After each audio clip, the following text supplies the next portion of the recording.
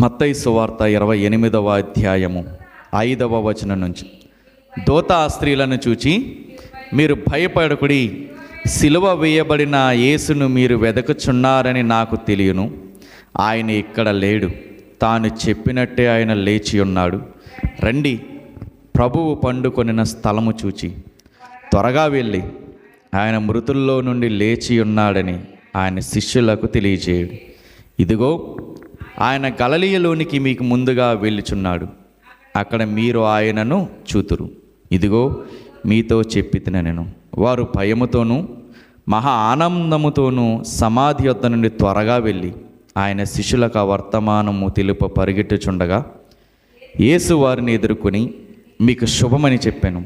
వారు ఆయన యొద్దకు వచ్చి ఆయన పాదములు పట్టుకుని ఆయనకు మ్రొక్కగా, యేసు, భయపడకుడి, మీరు వెళ్ళి నా సహోదరులు గలిలయకు వెళ్ళవలెననియు వారక్కడ నన్ను చూతురనియు వారికి తెలుపుడెనెను. దేవుడి వాక్యంతో మనతో మాట్లాడునుగాక. ఆమెన్.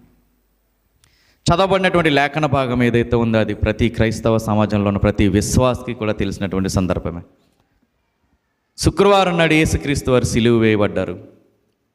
తండ్రి, నా ఆత్మని మీ చేతికి అప్పగిస్తున్నానని చెప్పి ప్రాణాన్ని విడిచారు. ప్రాణాన్ని విడిచినటువంటి ఆ రోజునే సమాధి చేయబడ్డారు యేసుక్రీస్తు వారు. సమాధి చేయబడినప్పుడు ఆ సమాధికి ముందుగా ఒక పెద్ద రాయిని వారు దొర్లించి సమాధికి ఎదురుగుండా పెట్టారు. శనివారం ఎందుకో దేవుడు సైలెంట్ అయ్యారు. ఏమాత్రము ఏ పని చేయలేనటువంటి వాడిగా దేవుడు మనకు కనపడుతున్నారు.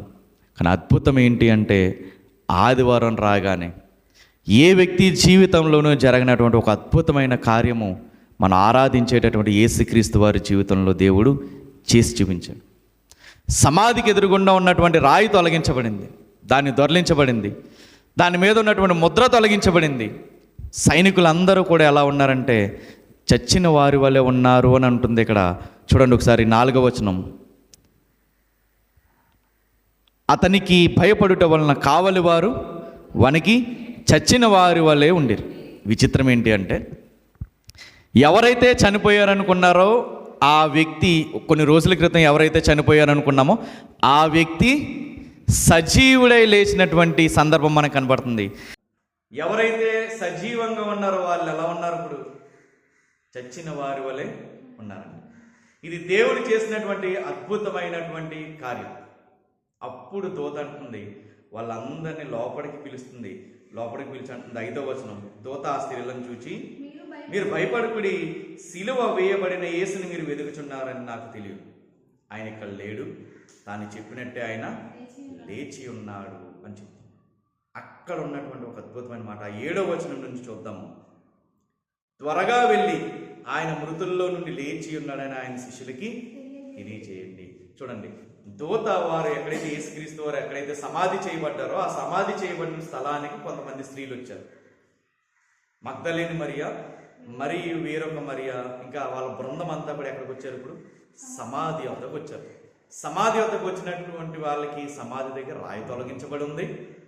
రాయి తొలగించబడిన వాళ్ళందరూ భయపడ్డారు. ఏంటి, యేసుక్రీస్తు వారిని ఏం చేశారని భయపడ్డారు. అప్పుడు దూత అంటుంది, మీరు ఏమాత్రం భయపడద్దు, మీరు వచ్చి చూడండి, మీరు యేసుక్రీస్తు వారిని వెతుకుతున్నారు, ఆయన ఇక్కడ లేడు, ఆయన చెప్పినట్టే ఆయన లేచాడు, తిరిగి లేచాడు అన్నటువంటి ఒక అద్భుతమైనటువంటి సువార్తను అక్కడ చెప్తున్నారు. ఆ సువార్తను ఎవరు మోసుకు వెళ్తున్నారంటే స్త్రీలు మోసుకు వెళ్తున్నారు. ఆ స్త్రీలతో దూత అంటుంది, ఏమంటున్నారంటే 7వ వచనంలో, త్వరగా వెళ్ళండి, మీరు ఆయన మృతుల్లో నుండి లేచి ఉన్నాడని ఆయన శిష్యులకి తెలియచేయండి. ఈ 7వ వచనంలో దూత వాళ్ళకి చెప్తున్నటువంటి మాట ఏంటి అంటే, మీరు త్వరగా వెళ్ళండి. అసలు మనం యేసుక్రీస్తు వారిని, తిరిగి లేచినటువంటి యేసుక్రీస్తు వారిని, మనం సజీవుడైనటువంటి యేసుక్రీస్తు వారిని నమ్ముచున్నాము అనడానికి మొట్టమొదటి ఆధారం ఏంటి అంటే, మనం ఏమీ అక్కర్లేదు, మనం యేసుక్రీస్తు వారిని నమ్ముతున్నామని ఎదుటి వాళ్ళు మనల్ని చూసి మార్పు చెందాలంటే మనం పాటించవలసింది మొట్టమొదట ఆయన చెప్పింది తూచా తప్పకుండా పాటించాలి. ఇక్కడ 7వ వచనంలో చూడండి, దూత ఏమంటుంది, త్వరగా వెళ్ళి ఆయన మృతుల్లో నుండి లేచి ఉన్నాడని ఆయన శిష్యులకి తెలియచేయండి అని. 7వ వచనంలో త్వరగా వెళ్ళండి అని దూత అంటుంటే, 8వ వచనంలో వీళ్ళు ఎలా వెళ్తున్నారు? వారు భయముతోనూ మహా ఆనందముతోనూ సమాధి యొద్ద నుండి త్వరగా వెళ్ళి ఆయన శిష్యులకు వర్తమానము తెలపడానికి పరిగెట్టుకుని వెళ్తున్నారు. పునరుద్ధానుడైనటువంటి యేసుక్రీస్తు వారిని ప్రకటించమని దూత చెప్తే ఎలా వెళ్ళమంటుంది? త్వరగా వెళ్ళమంటుంది. వీళ్ళు ఎలా వెళ్తున్నారు? త్వరగానే వెళ్తున్నారు. అంటే ఎప్పుడైనా ఒక విశ్వాసి దేవునిలో బలంగా ఉన్నాడు అని ఎదుటి వ్యక్తి మన జీవితాన్ని బట్టి మార్పు చెందాలంటే మొట్టమొదట మనం చేయవలసింది ఏంటి అంటే ఆయన చెప్పింది తూచా తప్పకుండా పాటించాలి. ఈరోజే చెప్పండి, ఈరోజే ఖచ్చితంగా చెయ్యాలి. దేవుడు ఏ విషయం చెప్పినా కానీ దాన్ని మనం తూచా తప్పకుండా మనం పాటించే వారిగా ఉండాలి. అది యేసుక్రీస్తు వారిని ప్రకటించే వారికి ఉండేటటువంటి మొదటి లక్షణం. యేసుక్రీస్తు వారిని నమ్మే విశ్వాసం ఉండేటటువంటి మొదటి లక్షణము, వాళ్ళ చుట్టూరు కూడా ఎవరు ఆవరించి ఉంటారంటే దేవుని యొక్క ఆత్మ వాళ్ళ చుట్టూరు ఆవరించి ఉంటుంది. ఏ పని అయితే దేవుడు చేయమన్నాడు ఆ పని చేయడంలో ఏమాత్రం కూడా వెనకడుగు వేయరు. మనం దేవుణ్ణి ఆరాధిస్తున్నాము, సిలువ వేయబడి తిరిగి లేచినటువంటి యేసుక్రీస్తు వారిని ఆరాధిస్తున్నాము అనడానికి ఉండే మొట్టమొదటి గుర్తు ఆయన చెప్పిన దాన్ని తూచా తప్పకుండా పాటించడం, ఆయన మాటలకి మనం విధేయతని చూపించడం. అక్కడ ఉన్నటువంటి ఖాళీ సమాధి చెప్తుంది మనకి, దేవుడు చెప్పాడంటే ఖచ్చితంగా చేసి తీరుతాడు. ఏమన్నారు ఇక్కడ యేసుక్రీస్తు వారు? 6వ వచనంలో ఆయన ఇక్కడ లేడు, తాను చెప్పినట్టే ఆయన లేచిన్నాడు. చెప్పాడంటే మన దేవుడు ఎలాంటి వారు? చేసి తీరుతాడు. నీకు ఏదైనా ఇస్తానన్నాడంటే దేవుడు ఎలాంటి వాడు? ఖచ్చితంగా ఇచ్చి తీరుతాడు. నేను మరణాన్ని గెలుస్తాను అన్నారు, ఖచ్చితంగా మరణాన్ని గెలిచి చూపించారు. ఏది మనల్ని భయపెట్టేటటువంటి విషయం మనకి ఏది ఉండదు. మనం ఆ దేవుణ్ణి ఖచ్చితంగా నమ్మడానికి ఉన్నటువంటి ఏకైక ప్రూఫ్, ఎవడు కాదనలేనటువంటి ప్రూఫ్ ఏంటంటే మరణించి తిరిగి లేస్తానని చెప్పినటువంటి యేసుక్రీస్తు వారు ఖచ్చితంగా తిరిగి లేచారు. ఈరోజు మన జీవితంలో ఏది మనల్ని ఏలుబడి చేస్తుంది? మనం కొన్ని విషయాలు, కొన్ని ఆధారాలు, కొన్ని వాగ్దానాలు పట్టుకుని మన జీవితాన్ని మనం కొనసాగిస్తూ ఉంటాం. దేవుడు ఖచ్చితంగా మన జీవితంలో చేస్తాడు అనడానికి ప్రూఫ్ ఏంటి అంటే ఎప్పటికీ సజీవంగా ఉన్నటువంటి యేసుక్రీస్తు వారు, మరణాన్ని గెలిచి లేచినటువంటి యేసుక్రీస్తు వారే మనకి ఉన్నటువంటి ఏకైక ప్రూఫ్. ఆయన అంటారు, మన వాక్యం అంటుంది, దాన్ని నమ్మడానికి ఉన్నటువంటి ఏకైక ఆధారం ఏంటి అంటే సజీవుడై లేచినటువంటి యేసుక్రీస్తు. దేవుడు తనను ప్రేమించే వారికి మేలు చేయడకే సమస్తాన్ని సమకూడి జరిగిస్తున్నాడని రోమపత్రికలో పౌలు గారు అంటారు. అది మనం నమ్మాలంటే దానికి ఉన్నటువంటి ప్రూఫ్ కూడా ఏంటి? యేసుక్రీస్తు వారు తిరిగి లేచారు. ఆయన చనిపోయి లేస్తానన్నాడు, లేచారు. మేలు కలగడానికి మనకు అన్ని సమకూడి జరుగుతున్నాయి అని అంటున్నాడు. ఈరోజు మన జీవితంలో ఏ కష్టం మనల్ని నిలబడి చేస్తున్నా దేనికోసం వస్తుంది? మేలు కోసమే వస్తుంది. ఖచ్చితంగా దేవుడు మనకి మేలు చేస్తాడు. దానికి ప్రూఫ్ ఏంటి అంటే మనకి సజీవంగా ఉన్నటువంటి యేసుక్రీస్తు వారు. కీర్తనల గ్రంథంలో అంటారు, సాయంకాలమున ఏడుపు వచ్చి రాత్రి ఉండినను ఉదయమున సంతోషం కలుగునాను అంటారు. అది కూడా నమ్మడానికి ఉన్నటువంటి ప్రూఫ్ ఏంటి అంటే దేవుడు అది చెప్పాడు, మన జీవితంలో ఖచ్చితంగా చేసి చూపిస్తాడు.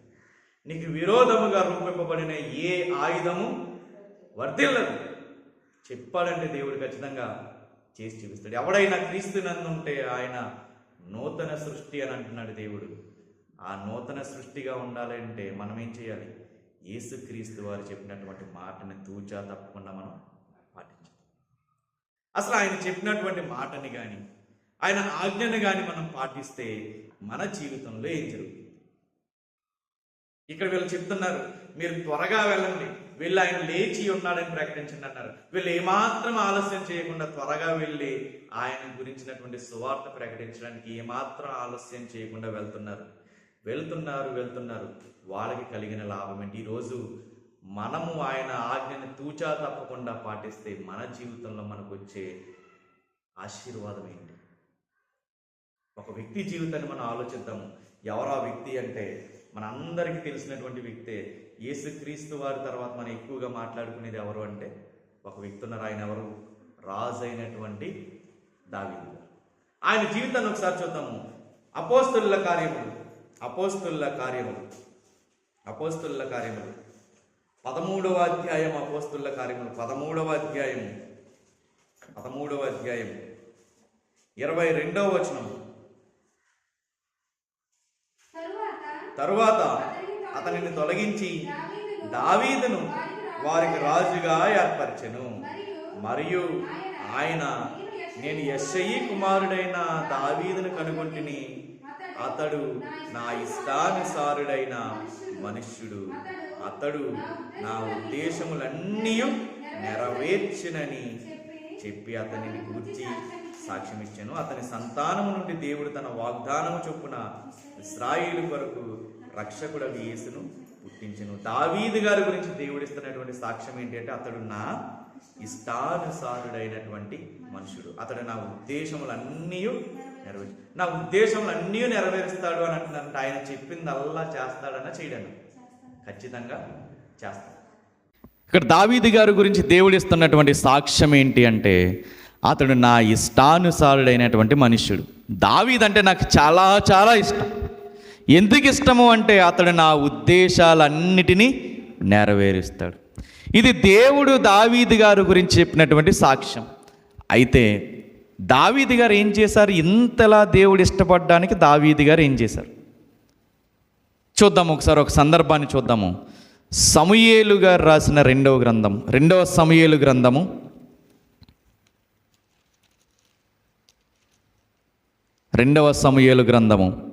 5వ అధ్యాయము 22వ వచనం నుంచి. ఫిలిష్తీయులు మరలా వచ్చి రఫాయిము లోయలో వ్యాపింపగా దావీదు యెహోవా యొద్ద విచారణ చేసెను. అందుకు యెహోవా, నీవు వెళ్ళవద్దు, చుట్టూ తిరిగిపోయి కంబలి చెట్లకు ఎదురుగా వారి మీద పడుము. కంబలి చెట్ల కొనల చప్పుడు వినగానే ఫిలిష్తీయులను హతము చేయుటకై యెహోవా బయలుదేరుచున్నాడు గనుక అప్పుడే నీవు త్వరగా బయలుదేరవలెనని సెలవిచ్చెను. దావీదు యెహోవా తనకు ఆజ్ఞాపించిన ప్రకారము చేసి ఏం చేశాడంటే, దావీదు దేవుడు తనకి ఏదైతే ఆజ్ఞాపించాడో ఆ ప్రకారము చేసి గెబ నుండి గెజెరు వరకు ఫిలిష్తీయులను తరుముచు హతము చేసెను. సందర్భం ఏంటి అంటే, ఫిలిష్తీయులందరూ కూడా దావీదు రాజు అయ్యాడని తెలుసుకుని ఏం చేస్తారంటే, దావీదు గారి మీదకి దండేస్తూ వస్తారనమాట. యుద్ధం చేయడానికి వస్తారు. ఈ 5వ వచనం మనం 5వ అధ్యాయం 1వ వచనం చూస్తే పెద్దలందరూ వస్తారు. పెద్దలందరూ వచ్చి ఏమంటారంటే, సౌలు అయిపోయింది, టైం అయింది, ఇప్పుడు మాకు రాజుగా నీవే ఉండాలని ఇశ్రాయేలీయుల సకల గోత్రముల వారు ఈ దావీదుని వద్దకు వచ్చి, మేమందరం నీకు రక్త సంబంధికులము, పూర్వకాలం నుండి సౌలు మా మీద రాజుగా ఉండగా నడిపించి వాడవై ఉంటివి, ఇవన్నీ చెప్పుకుంటూ వచ్చి నీవు మాకు రాజు అయి ఉండాలని పెద్దలందరూ వచ్చి దావీదు గారిని అడుగుతారు. అప్పుడు దావీదు గారిని ఏం చేస్తారంటే రాజు చేస్తారు, పట్టాభిషిక్తుని చేస్తారు.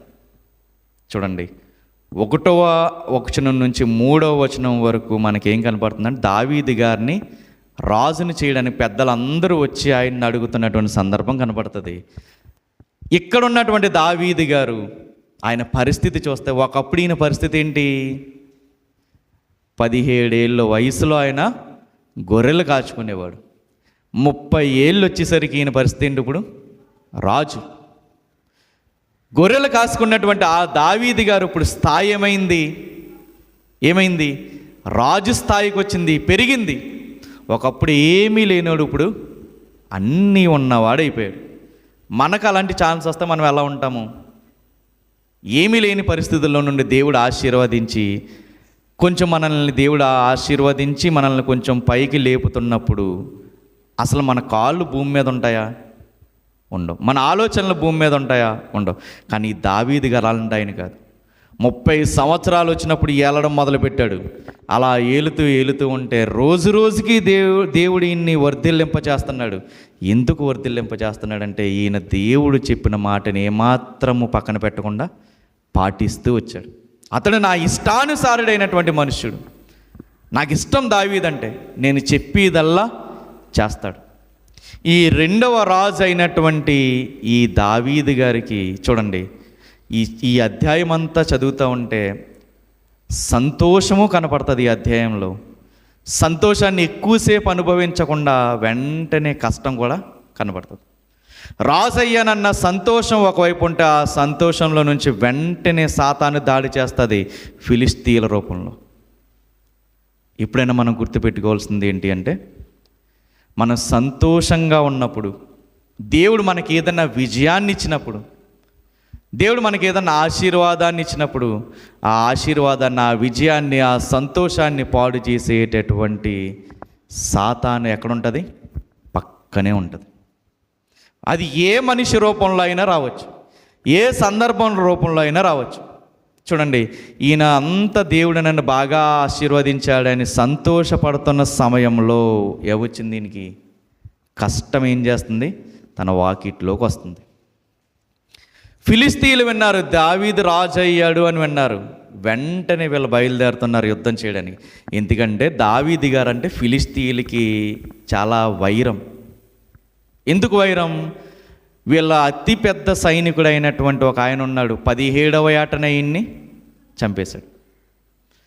ఫిలిస్తీన్లు అందరిలోకి కూడా ఎత్తరైనటువంటి గొలియాతుని ఈయన ఏం చేశాడు? రాళ్లతో చంపేశాడు. అప్పటి నుంచి వీళ్ళు ఎప్పుడు ఎదురు చూస్తున్నారు, ఎప్పుడు దొరుకుతాడు, ఎప్పుడు దొరుకుతాడు. రాజు అయ్యాడు. అసలు గొర్రెల కాపరిగా ఉన్నప్పుడే చంపితే సహించలేని వాళ్ళు ఇప్పుడు రాజు అయితే ఊరుకుంటారా? ఊరుకోరు. వస్తున్నారు, దండెత్తి వస్తున్నారు. దండెత్తి వస్తున్నప్పుడు చూడండి, అక్కడ రాయబడిన మాట 22వ వచనంలో, ఫిలిస్తీయులు మరలా వచ్చారు. మరలా వచ్చారు. మరలా అని అంటున్నారంటే ఇంతకు ముందు కూడా వచ్చారు. ఎప్పుడైనా గుర్తుపెట్టుకోండి, మన దేవుడు ఒక లెవెల్ నుంచి ఒక లెవెల్కి మనల్ని ఆశీర్వదిస్తున్నప్పుడు సాతాను కూడా ఏం చేస్తుంది? ప్రతి లెవెల్లోనూ కూడా మనతో ఉంటుంది. మన ఆనందాన్ని, ప్రతి సందర్భంలో మన ఆనందాన్ని, మన సంతోషాన్ని దూరం చేయడానికి మన పక్కనే ఉంటుంది. అది ఏ రూపంలో వస్తుందో, ఏ సందర్భంగా వస్తుందో అది ఎవ్వరికీ తెలియదు. దావీదు గారి చుట్టూ ఆయనకి సలహాలు ఇవ్వడానికి ఎంతోమంది మనుషులు ఉంటారు. ఎక్కడైనా మనుషుల దగ్గర నుంచి ఈయన సలహాలు తీసుకున్న సందర్భం కనపడుతుందా? కనపడలా. 19వ వచనం చూడండి, దావీదు గారు ప్రార్థన చేస్తున్నారు. నేను ఫిలిస్తీన్లకు ఎదురుగా పోయేదనా? వారిని నా చేతికి అప్పగిస్తావా అని యెహోవా యొద్ద విచారించినప్పుడు దేవుడు అంటున్నాడు, పొమ్ము, నిస్సందేహముగా వారిని నీ చేతికి అప్పగించుదనని యెహోవా సెలవిచ్చాను. ఆయన చెప్పినట్టే చేశాడు. వాళ్ళని తరిమి తరిమి కొట్టారు. ప్రవాహం ఎలాగైతే పారుతుందో వీళ్ళు కూడా అలా పారిపోతారు. అది మొదటి సందర్భం. దేవుడు చేయమన్నాడు, చేశాడు. రెండో సందర్భంలో అలా చెయ్యొద్దు అని అన్నాడు, వెళ్ళొద్దు అని అన్నాడు. ఎలా వెళ్ళాలో కూడా మార్గాన్ని దేవుడే చూపించాడు. మన ఏ సందర్భంలో అయినా, ఏ కష్టం వచ్చినా కానీ మనం ఎప్పుడు కూడా ఎవరిని సలహాలు అడగాలంటే దేవుడి దగ్గరే మనం మోకాళ్ళు వేయాలి. కొన్ని చేయమంటాడు దేవుడు, జయాన్ని ఇస్తాడు చేసినప్పుడు. కొన్ని చెయ్యొద్దంటాడు. చేయొద్దన్న విషయాల్లో మనం కొంచెం డిసప్పాయింట్ అయ్యి మన ఇష్టానుసారంగా మనం వెళ్ళినప్పుడు మనకి అపజయమే వస్తుంది. గుర్తుపెట్టుకోవాల్సిన విషయం ఏంటి అంటే, దేవుడు చెయ్యొద్దని మనం ఆశించిన, మనం అనుకున్నవి దేవుడు చెయ్యొద్దని మనకు బదిలిచ్చినప్పుడు ఎలా చేస్తే ఆశీర్వాదం వస్తుందో ఆ మార్గాన్ని కూడా దేవుడే చెప్తాడు. మనం అనుకుంటాం, ఇదేంటి వాక్యం ఎలా వచ్చింది అని అనుకుంటాం. నేను అనుకుంటుంది ఒకటి, వాక్యం ఏంటి ఎలా వచ్చింది, దేవుడేంటి ఎలా మాట్లాడుతున్నాడు, ఇది నాకు కాదు అని పక్కన పెట్టేస్తాం. కానీ అది ఎవరికి? మనకే. దేవుడు చెయ్యొద్దు, ఆ మార్గం గుండా వెళ్ళొద్దు అని దేవుడు చెప్తున్నప్పుడు మరి ఏ మార్గం గుండా వెళ్తే మనకు ఆశీర్వాదం వస్తుందో కూడా ఆయనే చెప్తాడు. ఇక్కడ చెప్తున్నాడు, ఎలా వెళ్తే నీకు ఆశీర్వాదం వస్తుందా అంటే 24వ వచనం, అందుకు యెహోవా, నీవు వెళ్ళవద్దు, ఇదివరకు వెళ్ళిన స్ట్రైట్ ఫార్వర్డ్లో నువ్వు వెళ్ళవద్దు. నువ్వేం చేస్తావంటే చుట్టూ తిరిగిపోయి కంబలి చెట్లకు ఎదురుగా వారి మీద పడము. కంబలి చెట్ల కొనల చప్పుడు వినగానే ఫిలిస్తీన్లు హతము చేయుటకై యెహోవా బయలుదేరుచున్నాడు కనుక అప్పుడే నీవు త్వరగా బయలుదేరవాలని సెలవిచ్చాను. ఎప్పుడైతే దేవుడు చెప్పిన మార్గంలో ఈయన వెళ్ళాడో వెంటనే ఫిలిస్తీన్లు అందరూ ఏమయ్యారంట? హతమైపోయారు. గెలిచాడు దావీదు. ఎప్పుడు గెలిచాడు? ఆయన చెప్పినట్టుగా అయినా చేశాడు కాబట్టి గెలిచాడు. ఎప్పుడైనా ఈ సందర్భంలో, దావీదు గారి సందర్భంలో మనం గుర్తుపెట్టుకోవాల్సింది ఏంటి అంటే, రాజు అయ్యాడు. రాజు అయ్యానన్న సంతోషం ఎంతోసేపు లేదు, వెంటనే ఏమొచ్చింది? శత్రువు అయినటువంటి సాతాను దాడి చేయడం మొదలుపెట్టింది. ఎప్పుడు కూడా మనం దేవుణ్ణి ఆనుకుని ఆయన చెప్పిన మాటను మనం తోచా తప్పకుండా గనక పాటించగలిగితే ఖచ్చితంగా దేవుడు ఏం చేస్తాడు? మనకి ఆశీర్వాదాన్ని ఇస్తాడు. ఎటువంటి ఆశీర్వాదాన్ని ఇచ్చాడు ఈయన? అదే అపోస్తుల కార్యములు, ఇందాక చదువుకున్న వచనమే, అపోస్తుల కార్యములు 13వ అధ్యాయము 23వ వచనం. ఈయనకి ఇచ్చిన ఆశీర్వాదం ఎటువంటిదో చూడండి. అతని సంతానము నుండి దేవుడు తన వాగ్దానము చొప్పున ఇశ్రాయేలు కొరకు రక్షకుడకు యేసును పుట్టించెను. ఎలా సాధ్యమైంది ఇదంతా? దావీదు నా ఇష్టానుసారుడైన మనుష్యుడు, అందుకని నాకు ఇష్టమైన వాడు కాబట్టి ఈయన నేను ఎప్పటికీ చెయ్యి విడవను, తరతరాలు కూడా ఆయన సింహాసనము నిలిచిపోయి ఉంటుంది అని అంటారు. ఈరోజు తల్లిదండ్రులుగా ఉన్నటువంటి మనము దేవుడికి ఇష్టానుసారంగా గనక మనం బ్రతకగలిగితే, దేవుడు చెప్పినటువంటి ఆజ్ఞల్లోనే మనం వెళ్ళగలిగితే, ఖచ్చితంగా దేవుడు ఇచ్చే ఆశీర్వాదం ఎంతవరకు ఉంటుంది? తరతరములకు నిలిచిపోతుంది. మన పిల్లలు ఆశీర్వదించబడాలన్నా, గుర్తుపెట్టుకోవాల్సిన విషయం, మన పిల్లలు ఆశీర్వదించబడాలన్నా, పిల్లలు శపించబడాలన్నా ఎవరి చేతిలో ఉంది? మన చేతిలోనే ఉంది. వాళ్ళ భవిష్యత్తు బాగుపడాలంటే ఈరోజు దేవుడి దగ్గర మన పరిస్థితి ఎలా ఉండాలి, మన పద్ధతి ఎలా ఉండాలి? క్రమంగా ఉంటే వాళ్ళు భవిష్యత్తులో తరతరాలకి ఆశీర్వాదం ఉంటుంది. నిశ్చయముగా నీ పిల్లలను నీవు చూచెదవు. ఎలా చూస్తావు? నీ భోజనపు బల్ల చుట్టూ ఒలీవ మొక్కల వలె ఉన్నటువంటి పిల్లల్ని చూడడం ఎలా సాధ్యపడుతుందంటే, భయభక్తులు గలవాడు ఇలాగూ ఆశీర్వదించబడును అని ఉంటుంది. భయభక్తులు కలిగిన వారిగా మనం ఉండాలి. నేను యేసుక్రీస్తుని నమ్మాను అనడానికి మొదటి సూచన, మొదటి గుర్తు, ఆయన చెప్పినటువంటి మాటని ఖచ్చితంగా చెయ్యాలి. మనం ఆయన చెప్పాడంటే ఖచ్చితంగా మనం ఏమాత్రం వెనకడిగేయకుండా చేసి తీరాలి. ఆయన మాటకి విధేయులై మనం ఉండాలి. ఇక రెండవది, మనం క్రీస్తుని నమ్ముకున్న వారిగా మనకి రెండవ గుర్తు ఏంటి అంటే చూద్దాం. 28వ అధ్యాయము మత్తయి సువార్త 28వ అధ్యాయం 8వ వచనం. వారు భయంతోనూ మహా ఆనందముతోనూ సమాధి వద్ద నుండి త్వరగా వెళ్ళి, ఎలా వెళ్తున్నారు వీళ్ళు? భయముతోనూ మహా ఆనందముతోనూ. ఈ భయంతో పరుగులు తీస్తున్నటువంటి ఈ స్త్రీలకి దారిలో యేసుక్రీస్తు వారు కనపడి 10వ వచనంలో ఒక మాట చెప్తున్నారు చూడండి. యేసు భయపడకుడి, మీరు వెళ్ళి సరిపోతాం. చూడండి, వీళ్ళు భయపడి వెళ్తున్నారు. చుట్టూ ఉన్న పరిసయ్యులకి, శాస్త్రులకి, రోమా ప్రభుత్వానికి భయపడి పరుగులు తీస్తున్న వీరితో యేసుక్రీస్తు వారు అంటున్నారు, భయపడదు. అసలు ఏ విషయంలోనూ భయపడదు. ఒక విశ్వాసిగా, తిరిగి లేచినటువంటి యేసుక్రీస్తు వారిని నమ్మినటువంటి ఒక విశ్వాసిగా దేవుడంటే భయం తప్ప ఏ విషయంలోనూ కూడా మనకి భయం అనేది ఉండకూడదు.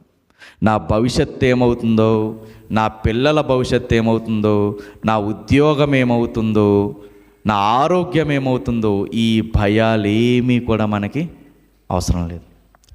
భయపడవలసినటువంటి అవసరం ఒక విశ్వాసికి లేదు. దేనికి భయపడకూడదు మనం. నీ జీవితంలో నీకు శత్రువులు ఎక్కువైపోతున్నారా? నీకు శత్రువులు ఎక్కువవుతుంటే నీకు కష్టమేమో, కానీ నువ్వు ఆరాధించి యేసుక్రీస్తు వారిని వాళ్ళని జయించడం కష్టమా? ఆయన మరణాన్నే గెలిచాడు. ఆయన నీకు వ్యతిరేకంగా రూపించబడినటువంటి ఆయుధాన్ని గెలవడానికి ఆయనకి ఏమన్నా కష్టమా? దేవుడే తిరిగి లేచినప్పుడు, యేసుక్రీస్తు వారు తిరిగి లేచినప్పుడు మనకున్న అనారోగ్యం ఏమన్నా మనల్ని భయపడుతుందా? మనకున్నటువంటి ఆర్థిక పరిస్థితులు ఏమన్నా మనల్ని భయపడుతున్నాయా? దేనికి భయపడొద్దు అని అంటున్నాడు. ఎందుకంటే తిమోతి గారితో ఒక అద్భుతమైన మాట చెప్తారు పౌలు గారు. తిమోతికి రాసిన 2వ పత్రిక, అపోస్తులుడైన పౌలు గారు తిమోతికి రాసిన 2వ పత్రిక 1వ అధ్యాయము 7వ వచనం. దేనికి భయపడొద్దు అని అంటున్నాడు ఇక్కడ. దేనికి, ఎందుకు భయపడొద్దు? దేవుడు మనకు 1వ అధ్యాయము 7వ వచనం, తిమోతి గారు రాసిన 2వ పత్రిక 1వ అధ్యాయము 7వ వచనం. దేవుడు మనకు శక్తినిచ్చాడు, ప్రేమయు ఇంద్రియ నిగ్రహము గల ఆత్మని ఇచ్చెను కానీ పిరిగితనము గల ఆత్మను ఇవ్వలేదు. దేవుడు మనకి ఏమి ఇచ్చాడంటే శక్తి ఇచ్చాడు. ఈరోజు నీ కుటుంబ పరిస్థితిని గురించి, భవిష్యత్తు ఏమైపోతుందా అని ఒకళ్ళు భయపడుతుంటే, దేవుడు మనకు శక్తినిచ్చాడు కదా.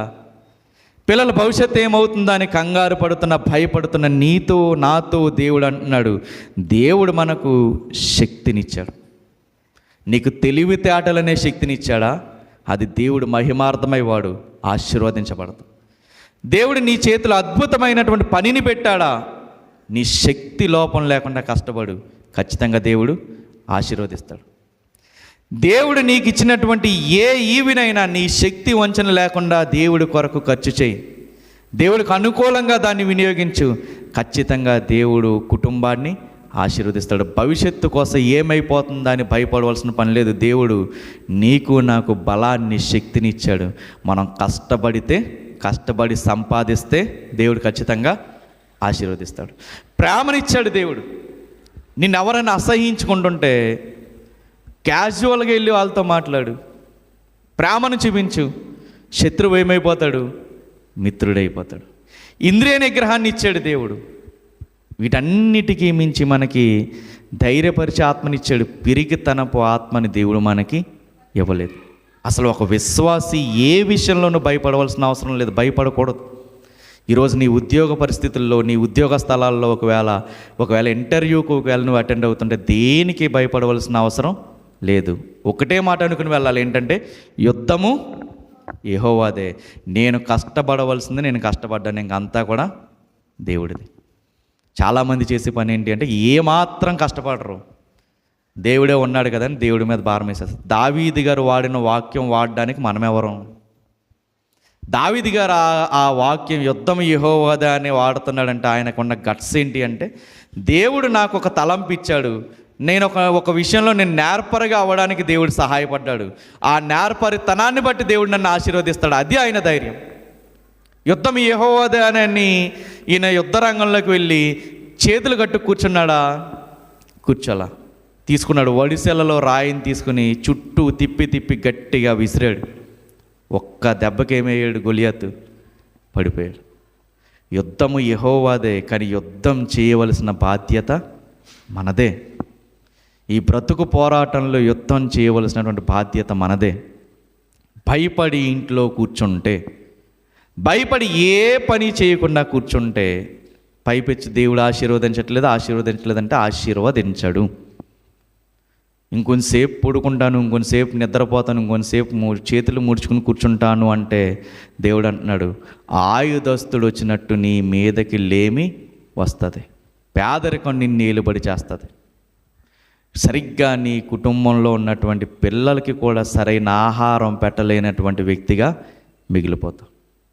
దేవుడికి బద్ధకస్తులన్నా, ఏ పని సరిగ్గా చేయనటువంటి వారన్నా, ప్రతి దానికి భయపడి ముందడుగు వేయనటువంటి వారైనా దేవుడికి ఏమాత్రం ఇష్టము ఉండదు. దేవుడు అలాంటి వాళ్ళంటే చాలా చిరాకు.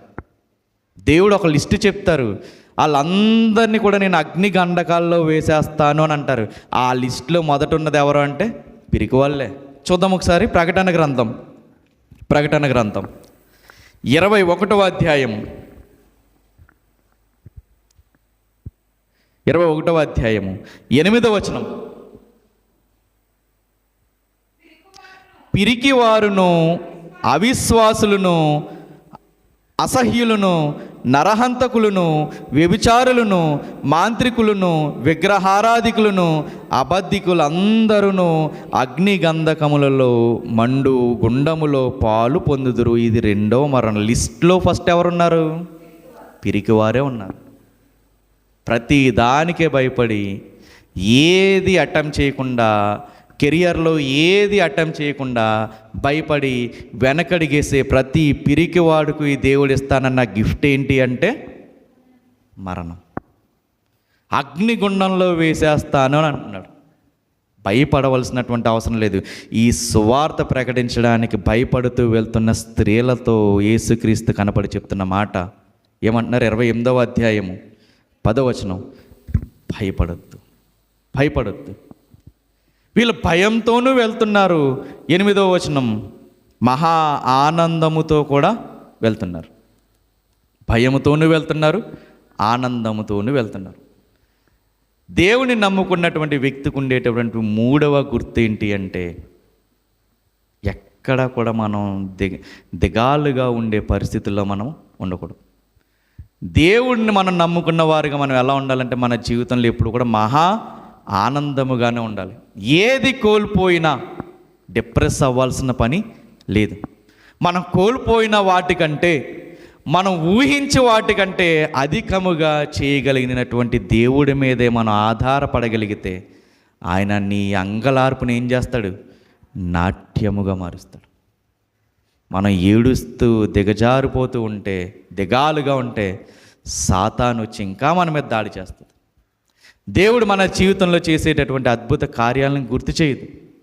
ఏవైతే గత కాలంలో మనకి దేవుడు చేశాడో వాటిని గుర్తు చేయదు సాతాను. ఏంటి నీ బ్రతికేలా అయిపోయింది, ఏంటి నీ బ్రతికేలా అయిపోయింది, అయ్యే గుర్తు చేస్తుంది. కానీ ఎప్పుడైతే శ్రమలో ఆనందించడం మనం నేర్చుకుంటామో, ఆ పోతే పోయింది, ఇది కాకపోతే వేరేది వస్తుంది. నా కష్టం, నా శక్తి వంచన లేకుండా నేను కష్టపడ్డాను, దేవుడికి ఇది ఎవడో ఇష్టం లేదేమో, దీనికంటే ఒక అద్భుతమైన నాకు ఏదో దాచుంచాడేమో అనే తీర్మానం కలిగి ఉండాలి. కానీ దేవుడు మనం ఊహించేదానికన్నా ఎక్కువ ఇవ్వగలడు.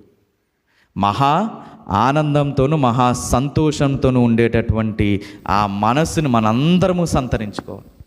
చిన్న కష్టం వచ్చిన వెంటనే మనందరం దిగాలుగా అయిపోవడం, ఒకవేళ కష్టం వచ్చింది, కొంచెం మనసు బాగాలేదు, మనం చేయవలసిన పని ఏంటి అంటే మోకాళ్ళేసి ప్రార్థన చేయడం, బైబిల్ ఓపెన్ చేసి కీర్తనల గ్రంథమో లేదా మనకు ధైర్యపరిచే వచనాలు దేవుడు ఇస్తాడు కొన్ని. ఆ ధైర్యపరిచే వచనాలతో మనం సాతానుతో యుద్ధం చేయాలి. అది ఒక క్రైస్తవుడికి ఉండేటటువంటి లక్షణం. భయము పడకూడదు, వేరే వాటి కోసం భయపడకూడదు. తర్వాత ఎలా ఉండాలి? మహా ఆనందంతోనే మన బ్రతుకుని మనం కొనసాగించాలి. ఇక నాలుగవది ఏంటి అంటే, ఈ స్త్రీలకి దేవుడు ఒక పని ఇచ్చాడు. ప్రతి విశ్వాసకి కూడా దేవుడు ఏమి ఇచ్చాడంటే ఒక పని ఇచ్చాడు. ఏంటి ఈ స్త్రీలకి ఇచ్చినటువంటి పని ఏంటి? దూత అంటుంది, ఏమంటుంది? 5వ వచనం, 7వ వచనం చూద్దాం. త్వరగా వెళ్ళి ఆయన మృతుల్లో నుండి లేచి ఉన్నాడని ఆయన శిష్యులకు తెలియచేయడు. ఏమిచ్చారు? పని ఏమిచ్చారు దేవుడు? ఇంక ఈయన లేచేయడని చెప్పి మీరు వెళ్ళి శిష్యులకు చెప్పండి. ఈయన లేచేయడని చెప్పి మీరు వెళ్ళి శిష్యులకు చెప్పండి. ఇది దేవుడిచ్చినటువంటి పని. ఒక క్రైస్తవుడిగా ప్రతి వ్యక్తికి కూడా ఒక పనిని దేవుడిచ్చాడు. ఆ పనిని చేయడంలో మనం ఏమాత్రం వెనకడుగు వేయకూడదు. మన బ్రతుకులో దేవుణ్ణి చూపించాలి, మన తీరులో దేవుణ్ణి చూపించాలి, మన మాటలో దేవుణ్ణి చూపించాలి. మన బ్రతుకు, మన కుటుంబంలో ఎవరిని చూపించాలి? దేవుణ్ణి చూపించాలి. దేవుడినికి ఏ తలంపిచ్చినా అది ప్రభు పని కోసం మనం ఏం చేయాలి? వినియోగించాలి. ఒకవేళ దేవుడు నీకు అద్భుతంగా ఉండేటటువంటి శక్తినిచ్చాడా? సంఘంలో జరుగుతున్న కార్యక్రమాల్లో దేవుడు నీకు ఇచ్చినటువంటి ఆ ఈవిని నువ్వు ఉపయోగించు, ఆ తలంపుని నువ్వు ఉపయోగించు, దేవుడు ఖచ్చితంగా ఆశీర్వదిస్తాడు. దేవుడు నీకు అద్భుతంగా పాడగలిగేటటువంటి శక్తిని ఇచ్చాడా? అది దేవుడు నీ ముందుంచినటువంటి పని. నీ గొంతు ద్వారా కొంతమంది హృదయాల్ని కదిలించేటటువంటి ఆ పని దేవుడు నీకు ఇచ్చాడు. దేవుడు నీకు అద్భుతంగా వాయిద్యాలు వాయించగలిగే శక్తిని ఇచ్చాడా? దాన్ని ఎక్కడ వినియోగించాలి? దేవుడి పనిలో మనం వినియోగించగలిగితే, ఎప్పుడైతే దేవుని పనిలో మనం పెడతామో దాన్ని నూరంతలుగా ఆశీర్వదించడానికి దేవుడు సమర్థుడు. ఇక్కడ జాగ్రత్తగా చూద్దాం. దూత అంటుంది, ఏమంటుంది? త్వరగా వెళ్ళి ఆయన మృతుల్లో నుండి లేచి ఉన్నాడని ఆయన శిష్యులకు తెలియచేయుడి అని అంటుంది. ఇక్కడ చూద్దాము, యేసుక్రీస్తు వారు కూడా వీళ్ళకు ఒక పని చెప్తున్నారు. చూడండి 10వ వచనం, భయపడుకుడి, మీరు వెళ్ళి నా సహోదరులు గలిలయకు వెళ్ళవలనని వారు అక్కడ నన్ను చూతురని వారికి తెలియపుడినని. జాగ్రత్తగా 2 వచనాలు చూద్దాము. 8వ వచనంలో దూత అంటుంది, మీరేం చేస్తారంటే వెళ్ళి శిష్యులకు ఆ వర్తమానాన్ని తెలియచేయండి అని అంటుంది. ఏమని అంటున్నారు? 7వ వచనం చూద్దాం. త్వరగా వెళ్ళి ఆయన మృతుల్లో లేచి ఉన్నాడని ఆయన శిష్యులకు తెలియచేయడి. ఇదిగో ఆయన గలిలయలోనికి మీకు ముందుగా వెళ్ళుచున్నాడు, అక్కడ మీరు ఆయనను చూతురు, ఇదిగో మీతో చెప్తున్నాను. జాగ్రత్తగా చూద్దాం. దూత అంటుంది, మీరు వెళ్ళండి, ఆయన మృతుల్లో నుండి లేచి ఉన్నాడని చెప్పండి. రెండవది ఏంటి? గలిలయలో మిమ్మల్ని కలుసుకుంటాడు అని చెప్పండి. దూత ఎన్ని చెప్తుంది? 2. మొదటిదేమో ఆయన లేడు, ఇక్కడ మృతుల్లో నుండి లేచి ఉన్నాడు, మీరు వెళ్ళి శిష్యులకు చెప్పండి అని అంటారు. రెండవది ఏంటి? మిమ్మల్ని ఆయన గలిలయలో కలుసుకుంటాడు. ఈ 2 పట్టుకెళ్ళి చెప్పు అని అంటున్నారు. ఎవరికి చెప్పమంటుంది దూత? శిష్యులకు చెప్పండి. కానీ యేసుక్రీస్తు వారు వచ్చి ఏమంటున్నారో చూద్దాం. భయపడకుడి, మీరు వెళ్ళి 10వ వచనం, మీరు వెళ్ళి నా సహోదరులు గలిలయకు వెళ్ళవలెనని అక్కడ నన్ను చూస్తారని చెప్పాను. వెళ్తున్న స్త్రీలతో దూత ఏమంటుందంటే, ఆయన లేచి ఉన్నాడని శిష్యులకు చెప్పండి, గలిలయ కలుసుకుంటాడని చెప్పు. యేసుక్రీస్తు వారు అంటున్నారు, నేను గలిలయలో కలుసుకుంటానని చెప్పు. దూత ఏమో లేచి ఉన్నాడని చెప్పంటుంది. దాంతోపాటు ఇంకోటి ఏమిచ్చింది, గలిలయలో కలుసుకుంటాను అని అంటున్నారు. యేసుక్రీస్తు వారు అంటున్నారు, నేను గలిలయలో కలుసుకుంటానని చెప్పు అని అంటున్నారు. యేసుక్రీస్తు వారు మరి లేచి ఉన్నాడని ఎందుకు చెప్పట్లేదు? ఎదురుగుండా ఎవరున్నారు? సజీవ సాక్ష్యం ఆయన వాళ్ళకి ఎదురుగుండా ఉంది. ఇంకా నేను లేచి ఉన్నానని చెప్పవలసిన పని ఉందా యేసుక్రీస్తు వారికి? లేదు. మరణించి తిరిగి లేచినటువంటి ఆ యేసుక్రీస్తు వారు ఎదురుగుండా ఉన్నారు. ఎదురుగుండా ఉన్నటువంటి ఆయన అంటున్నారు, గలిలయలో నా సహోదరులను నేను కలుసుకుంటానని చెప్పు అని అంటున్నారు. ఇక్కడ ఆలోచించవలసిన విషయం ఏంటి అంటే, దూత అంటుంది మృతుల్లో నుంచి లేచి ఉన్నాడని శిష్యులకు తెలియచేయి అని అంటుంది. యేసుక్రీస్తు వారు అంటున్నారు, నేను నా సహోదరులను గలిలయలో కలుసుకుంటాను అని అంటున్నారు. తేడా ఏంటి? దూతేమో ఆయన శిష్యులు ఆయన్ని గలిలయలో కలుసుకుంటారని చెప్పు అని అంటుంది. యేసుక్రీస్తు 10వ వచనం చూద్దాం ఒకసారి. మీరు వెళ్ళి నా సహోదరులు అని అంటున్నారు. నా సహోదరులు అన్న 7వ వచనంలో ఏమని అంటున్నారు? ఆయన శిష్యులకు తెలియజేయండి. 7వ వచనంలో ఉన్న శిష్యులు యేసుక్రీస్తు వారి దగ్గరికి వచ్చేసరికి సహోదరులు అయిపోయారు. ఎందుకు దేవుడు ఈ మాట వాడాల్సి వచ్చింది? యేసుక్రీస్తు వారు ఎందుకు వాడారు అంటే, శిష్యరికపు లక్షణాలు వాళ్ళు కోల్పోయారు. అప్పటి వరకు ఉన్నటువంటి శిష్యులు యేసుక్రీస్తు వారికి శ్రమ రాగానే వారు అక్కడికి వెళ్ళిపోయారు. పేతురు అంటున్నారు, ఈ నా ప్రాణం పోయినా నేను నువ్వెవరో తెలియదని చెప్పను. వెంటనే యేసుక్రీస్తు వారు అన్నారు, కోడి కూసేలేపు 3 సార్లు నేనంటే ఎవరో తెలియదని బొంకుతావని అన్నారు.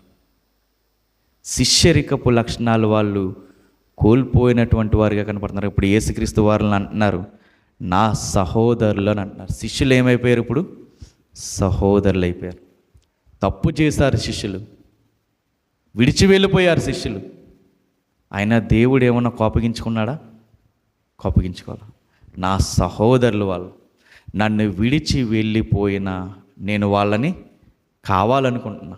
నన్ను వాళ్ళు విడిచి వెళ్ళిపోయారు, కానీ నేను వాళ్ళని విడవను. ఏంటి ఈ సందర్భం మనకి నేర్పుతున్న పాఠం ఏంటి అంటే, మన జీవితంలో మనం ఎన్ని తప్పులు చేసున్నా, మన జీవితంలో సక్సెస్సే రాకపోయినా, మన జీవితంలో మనం ఎన్నిసార్లు పడిపోయినా, మనం ఆరాధించే దేవుడు ఎలాంటి వాడు అంటే, మన పాపాలని క్షమించి మనల్ని మరలా హక్కుని చేర్చుకునేవాడు.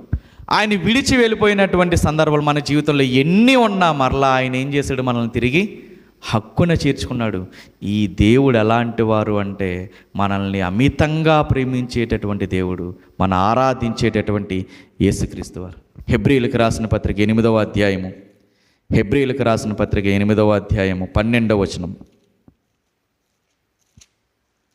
హెబ్రీయులకు రాసిన, నేను వారి దోషముల విషయమై దయ కలిగి వారి పాపములను ఇకను ఎన్నడూను జ్ఞాపకము చేసుకొననని ప్రభువు సెలవిచ్చున్నాడు. మనం చేసినవన్నీ దేవుడు ఏం చేస్తాడంట? మర్చిపోతాడు, మరలా జ్ఞాపకానికి తీసుకురాడు. 10వ అధ్యాయము 17వ వచనం. వారి పాపములను వారి అతిక్రమములను ఎన్నటికి నీ జ్ఞాపకమును చేసుకున్నాడు అని ప్రభువు చెప్పుచున్నాడు. శిష్యులు వదిలి వెళ్ళిపోయారు. అందరూ మేడగది మీద కూర్చుని బాధపడుతున్నారు. చేసిన తప్పు తెలుసుకున్నారు. యేసుక్రీస్తు వారు అంటున్నారు, వాళ్ళు నన్ను విడిచి వెళ్ళిపోయినా నేను వాళ్ళని విడవను. ఈరోజు ఏ సందర్భంలో నువ్వు దేవుణ్ణి విడిచి మన ఇష్టానుసారంగా మనం బ్రతుకుతున్నాము, తిరుగుతున్నాము, దేవుడు అంటున్నాడు, నువ్వు నన్ను కాదనుకున్నా నేను మాత్రం నిన్ను కాదనుకున్నావు, నీవు నాకు కావాలి. యేసుక్రీస్తు వారిని నమ్మినటువంటి, సిలువ వేయబడి మరణించి సమాధి చేయబడి తిరిగి లేచినటువంటి ఆ యేసుని నమ్ముతున్నటువంటి వారిగా మనము కూడా చేయవలసింది ఏంటి అంటే, మొదటిది ఆయన చెప్పిన పనిని ఏమాత్రము మనం వెనతీయక చేయాలి. ఆయన ఆజ్ఞకు లోబడి మనము ఉండాలి. ఆయన మాటకు విధేయత చూపించాలి. రెండవది, మన జీవితంలో దేనికి భయపడకూడదు. భయపడేవాడిగా మనం ఉండకూడదు. పిరికివాడిగా మనం అస్సలు ఉండకూడదు. మూడవది, కష్టం వచ్చినప్పుడు కృంగిపోకూడదు. కష్టంలో కూడా ఎలా ఉండాలి? మహా సంతోషంగా ఆనందంగా ఉండేటటువంటి పరిస్థితులు మన జీవితంలో ఉండాలి. నాలుగవది ఏంటి అంటే, దేవుడు మనకు అప్పగించినటువంటి పనిని ఖచ్చితంగా చేయాలి. దేవుడు నీకు ఏ తలంపు అయితే ఇచ్చాడో, ఏ పని అయితే నీకు ఇచ్చాడో ఆ పనిని ఖచ్చితంగా చేయాలి. ఇది ఈస్టర్ తర్వాత జరిగినటువంటి సందర్భం. యేసుక్రీస్తు వారు లేవడాన్ని ఈస్టర్ అని మనం ఎలా అంటున్నామో, ఆ ఈస్టర్ తర్వాత జరిగినటువంటి సందర్భాలు ఇవి. వచ్చారు స్త్రీలు, భయపడ్డారు, భయపడొద్దన్నారు. ఆనందంతో వెళ్తున్నారు, త్వరగా వెళ్ళమని చెప్పారు, త్వరగా వెళ్తున్నారు. భయంతో వెళ్తున్నారు, భయపడొద్దని అన్నారు. సంతోషంతో ఉన్నారు. ఒక పని ఇచ్చాడు దేవుడు, ఆ పని కోసం ప్రకటించడానికి ధైర్యంగా ముందుకు సాగిపోతున్నటువంటి స్త్రీలు మనకు కనపడుతున్నారు. దేవుడు చెప్పాడంటే ఖచ్చితంగా చేసి తీరుతారు. ఆనాడు దావీదు గారిని ఆశీర్వదించినటువంటి దేవుడు, ఆయన చేసిన దాంట్లో కొంతైనా దేవుడు మన వాక్యానుసారంగా మనం బ్రతికితే ఖచ్చితంగా దేవుడు చేయడానికి ఏమాత్రం వెనకడుగు వేయడు. ఆయన ఇక్కడ లేడు, ఆయన చెప్పినట్టే ఆయన లేచి ఉన్నాడు. ఆయన చెప్పాడంటే చేసి తీరుతాడు. ఈ సంవత్సరపు మొదటి వారంలో మొదట్లో నీకు దేవుడు ఏ వాగ్దానం అయితే చేశాడో ఆయన చెప్పాడంటే చేసి తీరుతాడు. ఆయన అన్నాడంటే మాట తప్పడు. దేవుడు అటువంటి ఆశీర్వాదాన్ని మన అందరి జీవితంలోనూ కుమ్మరించునుగాక. ఆమెన్.